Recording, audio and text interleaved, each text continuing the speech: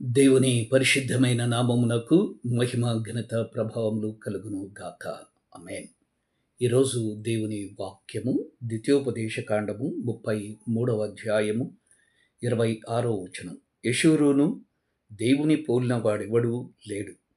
ఆయన నీకు సహాయము చేయుటకు ఆకాశ వాహనుడై వచ్చును. మహోన్నతుడై మేఘ వాహనుడగును.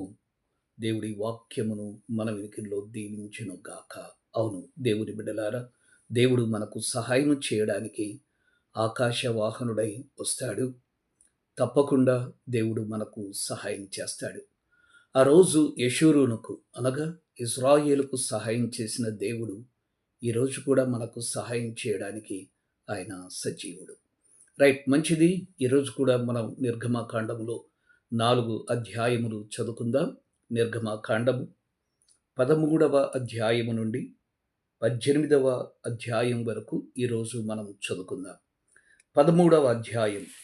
గొప్ప సమూహముతో ఇశ్రాయేలు ఐగుప్తు నుండి బయలుదేరుట, దేవుడు పగలు మేఘస్తంభముగాను రాత్రి అగ్నిస్తంభముగా ఉండి వారికి సహాయము చేయుట. 14వ అధ్యాయం. దేవుని బాహుబలము చే ఎర్ర సముద్రమును చీల్చివేయబడుట, ఇశ్రాయేలీయులు క్షేమముగా ఆరిన నేలపై నడుచుట, ఐగుప్తీయులు ఎర్ర సముద్రం మధ్యలో మునిగిపోవుట. 15వ అధ్యాయము. ఇశ్రాయేలు పాడిన అద్భుతమైన స్తుతిగీతము, మారా నీళ్లు మధురముగా మార్చబడుట. 16వ అధ్యాయము. మన్నా ఆహారము పరలోకము నుండి కుమ్మరింపబడుట. తప్పకుండా చదువుతారు కదూ. దేవుడు తప్పకుండా మిమ్మును దీవించును గాక. ఆమేన్. ఆమేన్.